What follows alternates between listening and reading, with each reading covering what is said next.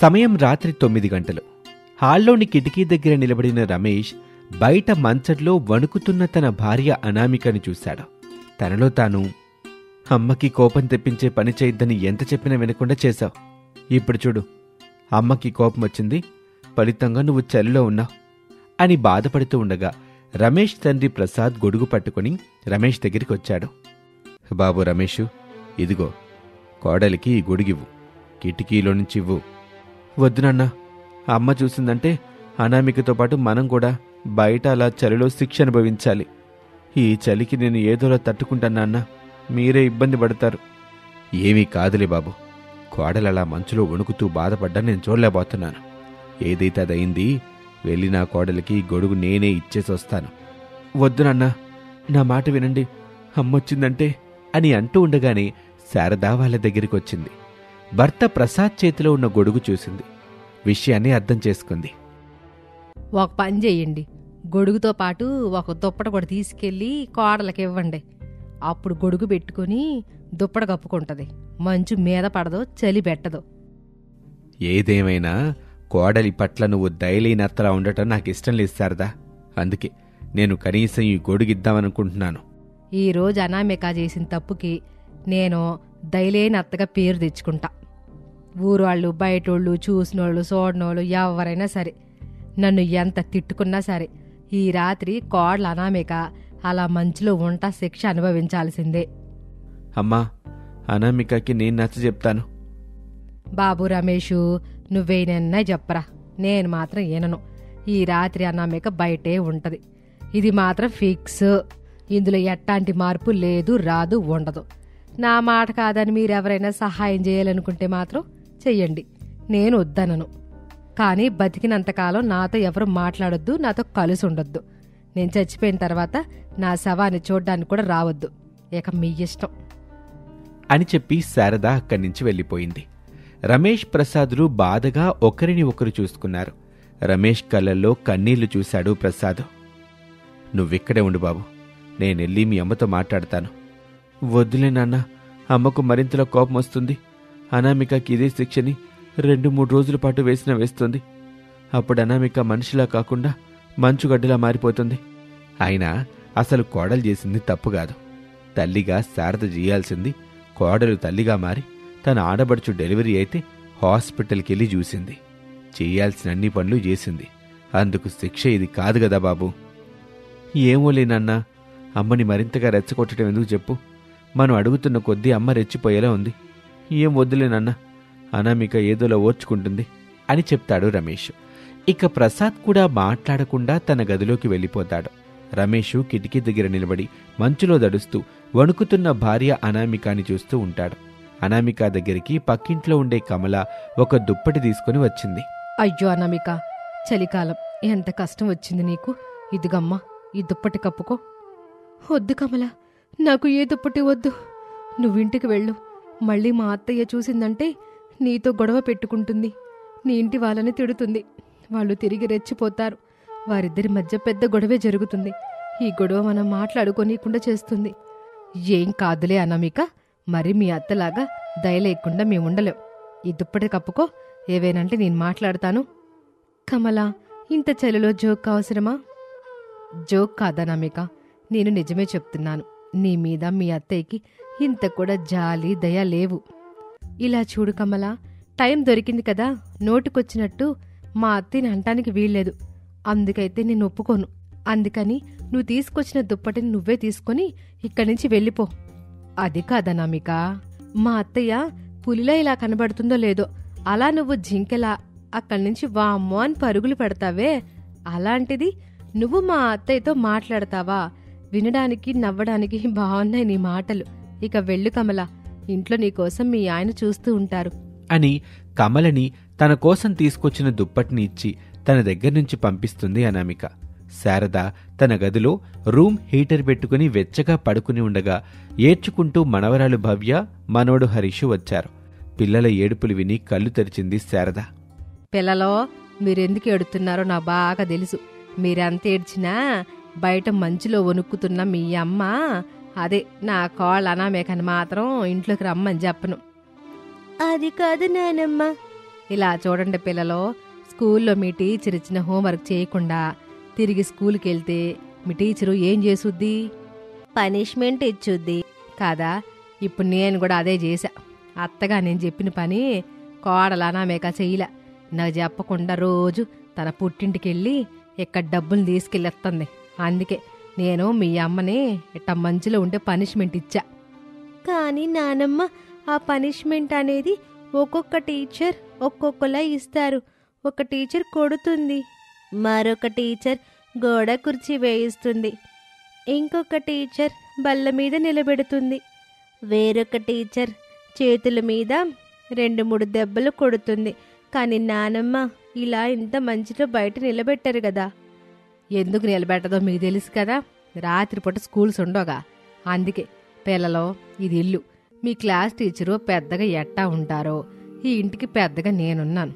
కానీ class teacher మాట మీరెలా వింటారో ఈ ఇంటి వాళ్ళు నా మాట వినాలి.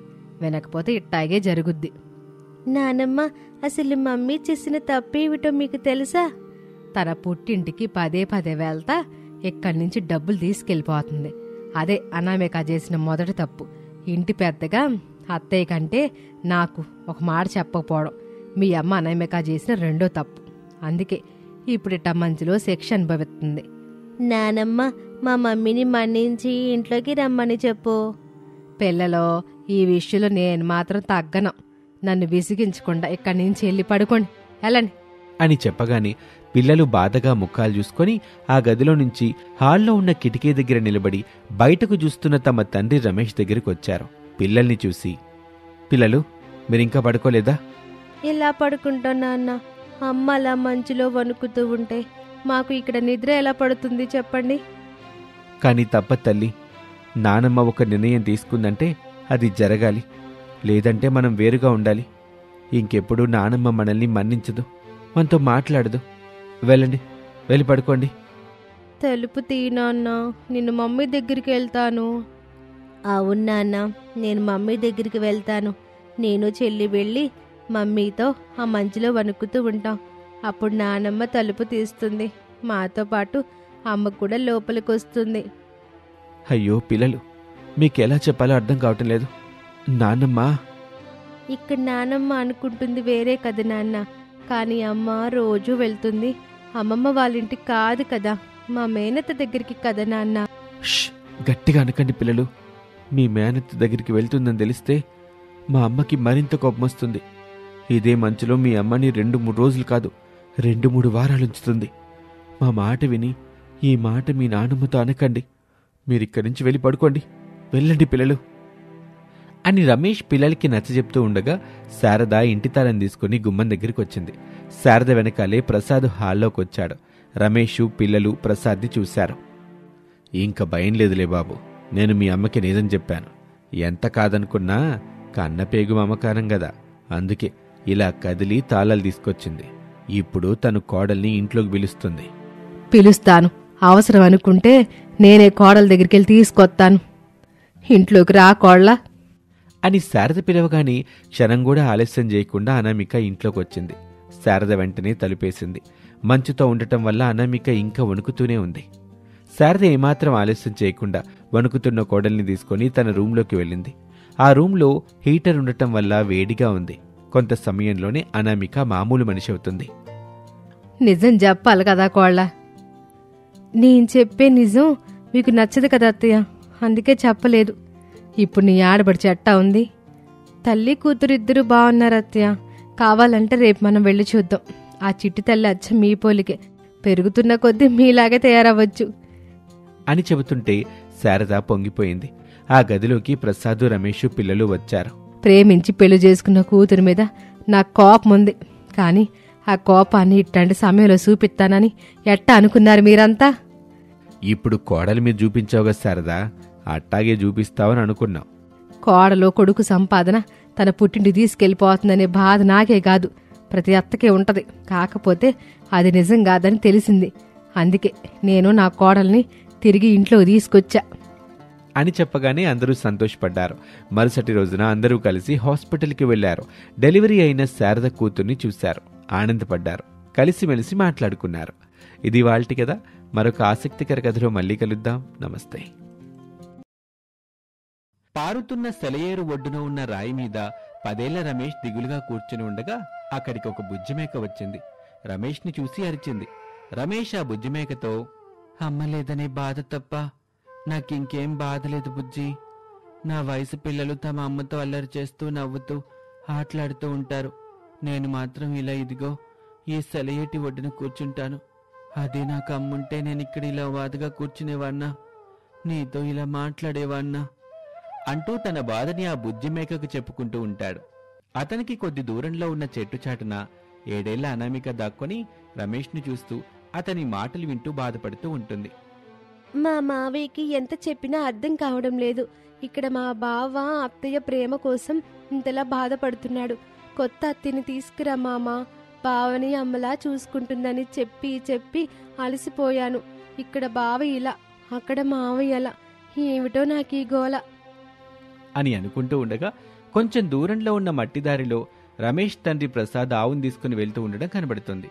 అనామిక ఒక ఆలోచన చేస్తుంది. ఆలస్యం చేయకుండా ఆ చెట్టు నుంచి అనామిక చకచకా నడుచుకుంటూ ప్రసాద్ దగ్గరికి వెళ్ళింది. అనామిక ప్రసాద్కి మేనకోడలు. ఏంటమ్మా ఇలా వచ్చావు?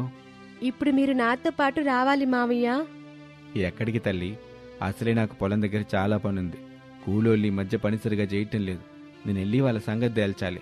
కూలి వాళ్ళెక్కడికి పోతారులే మావయ్య. పొలం దగ్గర కాకపోతే ఇంటి దగ్గరికి రప్పించుకుని తిట్టూరు గాని. ఇప్పుడు మీరు నాతో పాటు రాకపోతే బుజ్జిమేక సెలయూర్లో పడి కొట్టుకుపోయేలా ఉంది. అయ్యో అవునా తల్లి, పద అని మేనకోడలు అనామికతో చెట్టు దగ్గరికి వచ్చి బుజ్జిమేకతో మాట్లాడుతున్న కొడుకు రమేష్ మాటలు వింటాడు. నాకు అమ్మ ప్రేమ కావాలి నాన్న అని నాన్నని ఎన్నిసార్లు అడిగినా అమ్మని తీసుకురావటం లేదు బుజ్జి. అందుకే నేను ఒక నిర్ణయానికి వచ్చాను అని రమేష్ చెప్పగానే బుజ్జిమేక అరుస్తుంది. అనామిక ప్రసాదులు ఆసక్తిగా చూస్తూ ఉంటారు. నాన్న ఎలాగూ నాకు కొత్త అమ్మని తీసుకురావటం లేదు కాబట్టి నేనే మా అమ్మ దగ్గరికి వెళ్తాను. అప్పుడు నాన్నకి నా గురించిన బాధ ఉండదు కదా అని అంటూ ఉండగా కన్నీళ్లు పెట్టుకున్న ప్రసాదు గబగబా రమేష్ దగ్గరికి వచ్చి, అంత మాట అనుకు బాబు, నేను బతుకుతున్నది నీకోసం తండ్రి. నీకమ్మ ప్రేమ కావాలిగా. సరే బాబు, నేను నీకమ్మని తీసుకొస్తాను. పద, ఇక్కడి నుంచి మనం మన ఇంటికి వెళ్దాం. రేపెట్టాగైనా నేను నీ కొత్త అమ్మని తీసుకొస్తాను అని రమేష్ని అనామికని బుజ్జిమేకని తీసుకుని ఇంటికొచ్చాడు. పిల్లలకు అన్నం పెట్టాడు. మేకకి పాలు పోశాడు. రమేష్ అనామిక అన్నం తింటుంటే బుజ్జిమేక పాలు తాగుతూ ఉంటుంది. అలా ఆ రోజు గడిచిపోయింది. మరుసటి రోజున రమేష్ అనామికలు ఇంట్లో కూర్చొని రాసుకుంటూ ఉండగా ప్రసాదు శారద పూలదండలు వేసుకుని ఇంటికొచ్చారు. రమేష్ అనామిక చూసి సంతోషపడతారు. బాబు రమేష్, నీకోసం కొత్త అమ్మని తీసుకొచ్చాను. నీకు సంతోషమేగా? చాలా సంతోషం నాన్న. శారద, వీడెక్కడి నుంచి మన అబ్బాయి. పేరు రమేష్. తను మేనకోళ్ళు, పేరు అనామిక. నా మొదటి భార్య శ్యామలకి తమ్ముడు కూతురు. మన దగ్గరే ఉంటుంది, మనతోనే ఉంటుంది. ఇద్దరిని నువ్వు సమానంగా చూడాలి. అబ్బాయి మన కొడుకు, ఈ అమ్మాయి మన కోళ్ళు. వీళ్లతో పాటు ఒక బుజ్జి మేక కూడా ఉంది. అటాగేనండి, మీరు చెప్పారు కదా, ఇలా నేను బాగానే చూసుకుంటానులే అని పైకి చెప్పినా మనసులో మాత్రం ఇలా అనుకుంటుంది. ఓహో, నాకెట్టాగో పిల్లలు లేరు. ఈ రమేష్నే కన్న కొడుకులా చూసుకుంటే ఆయన ఎట్టాగో ఆస్తి మొత్తం రమేష్కి రాసిస్తాడు. రమేష్కి కావలసిన అమ్మ ప్రేమను పంచితే సరిపోద్ది. అప్పుడు కొడుకు నా చెప్పు చేతల్లో ఉంటాడు. ఆస్తి అంతా నా దగ్గరే ఉండుద్ది. అలాంటప్పుడు ఈ మేనకాడలోని తోకెందుకు అని అనుకుని రమేష్ని బుజ్జిమేకను తీసుకుని కిచెన్లోకి వెళ్తుంది. అనామికని ప్రసాద్ దగ్గర వదిలిపెడుతుంది. అనామిక బాధపడుతూ, మావయ్య, నన్ను కావాలని అత్తయ్య ఇక్కడ వదిలిపెట్టి వెళ్ళింది చూసావా? కావాలని కా తల్లి, వెళ్ళు. అయినా ఇది నీ ఇల్లు, కొత్తగా వచ్చిన అత్త ఇది కాదు అని చెప్పగానే అనామిక కిచెన్లోకి వచ్చింది. రమేష్ లడ్డూలు తింటూ ఉంటాడు. బుజ్జిమేక పాలు తాగుతూ ఉంటుంది. అనామిక రమేష్ దగ్గరికి వెళ్ళి, బావా, నాకొక లడ్డు ఇవ్వవు? నేనెందుకు ఇవ్వాలి? ఇవన్నీ నా కొడుకు కోసం చేశాను అని శారద లాక్కుంటుంది. అనామిక ఏడుస్తూ ఉంటుంది. అలా రోజులు గడుస్తూ ఉంటాయి. శారద రమేష్ని ఎంత ప్రేమగా చూసుకుంటూ రుచికరమైన వంటలు చేసి తినిపిస్తూ ఉంటుంది. అనామికకి మాత్రం పచ్చడి మెతుకులు, కారం మెతుకులు పెడుతూ ఉంటుంది. అలా నెలలు, సంవత్సరాలు గడిచాయి. అనామిక, రమేష్ పెద్దవారయ్యారు. ప్రసాద్ వాళ్ళకి పెళ్లి చెయ్యాలి అనుకుంటాడు. శారదకి విషయం చెప్తాడు. నాకే పిల్ల ఇష్టం లేదండి. ఎందుకిష్టం లేదు శారదా?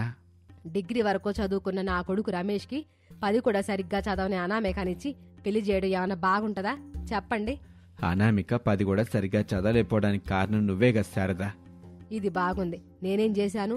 తమరి గారాల మేనకోడల చదువు కాని నోట్లో బట్ట పెట్టలేదు, కాళ్ళు చేతులు కట్టలేదు కదా.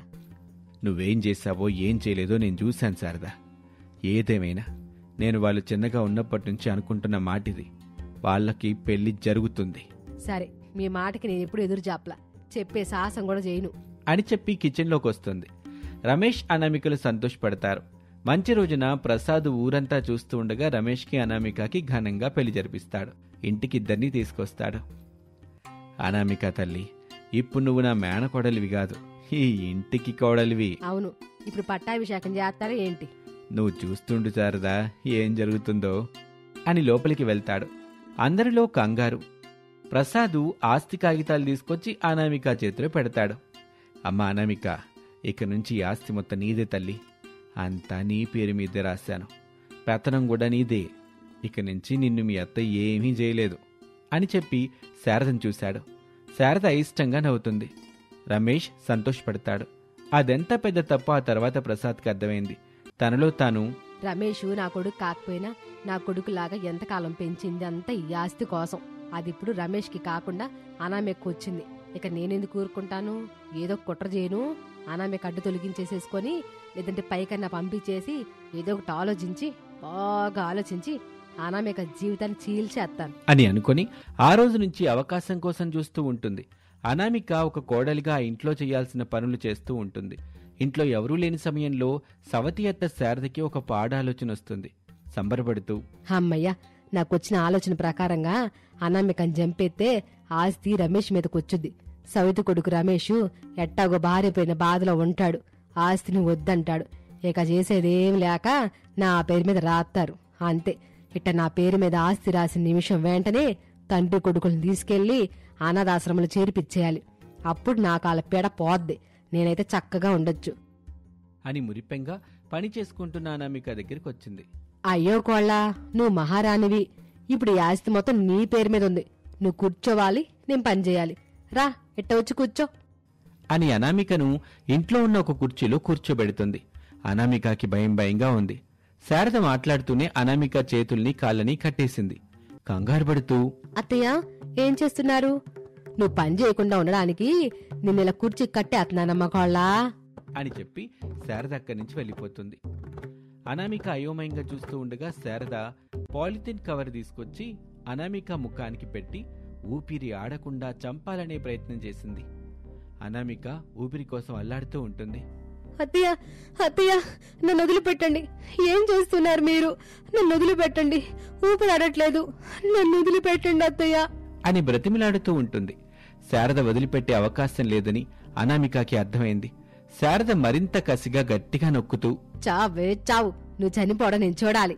ఈ ఆస్తి మొత్తం నాకు కావాలి అని గట్టిగా నొక్కుతూ ఉంటుంది. ఇంతలోనే రమేష్ వచ్చి తలుపు కొడతాడు. శారద టెన్షన్ పడుతూ పాలిథిన్ కవర్ను వదిలిపెట్టి, దీన్ని ఇంకా భూమి మీద బతికే అవకాశం ఉన్నట్టుగా ఉంది. చా, ఇక నుంచి ఇది జాగ్రత్త పడుతుంది అని అనుకుంటూ అనామికకి కట్టిన తాడుల్ని విప్పేస్తుంది. ఇలా చూడుకోడలా, నేనిలా చేస్తున్నానని గనక ఆడికి చెప్పినా, ఆయనకి గాని చెప్పినా తినే అన్నంలో విషం కలిపి అందరినీ చంపేస్తాం, జాగ్రత్త అని బెదిరించింది. రమేష్ తలుపు కొడుతూ పిలుస్తూ ఉంటాడు. అనామిక కన్నీళ్లతో పరుగున వచ్చి తలుపు తీస్తుంది. ఏమైంది అనామిక? ఎందుకు కన్నీళ్లు పెట్టుకుంటున్నావు? నేను 2 మాటలు అన్నాను బాబు. నిన్న నీ భార్యని నేనేం అనకూడదా బాబు? అనొచ్చమ్మా, నువ్వు కాకపోతే ఎవరంటారు? నాకు సవతి తల్లైనా సొంతమ్మలా చూసుకున్నావు నువ్వు. నీ ప్రేమ మొత్తాన్ని నాకే పంచావు అని చెప్పి లోపలికి వెళ్ళిపోతాడు. ఇక ఆ రోజు నుంచి అనామిక తన సవతి అత్తకి చిక్కకుండా జాగ్రత్త పడుతూ ఉంటుంది. అలా రోజులు గడుస్తున్న కొద్దీ శారద అనామికని గమనిస్తూ ఉంటుంది. నా గురించి అనామిక ఎవరికి చెప్పట్లేదు అంటే అది నాకు భయపడుతుంది. అప్పుడు దీన్ని చంపకుండానే నా పని పూర్తి చేసుకోవచ్చు కదా అని అనుకుంటూ ఉండగా అనామిక తనలో తాను, నేను తనకి భయపడ్డానని సవితత్త అనుకుంటుంది. ఆ భ్రమలోనే ఉండాలి. సమయం వచ్చినప్పుడు నేనంటే ఏంటో చూపిస్తాను అని అనుకుంటుంది. అత్తా కోడళ్ళకి లోపల ఎవరి ఆలోచనలు వాళ్ళకి ఉన్నాయి. పైకి మాత్రం నవ్వుతూ మాట్లాడుకుంటూ కలిసిమెలిసి జీవిస్తూ ఉంటారు. ఇది వాల్టి కథ. మరొక ఆసక్తికర కథలో మళ్ళీ కలుద్దాం. నమస్తే.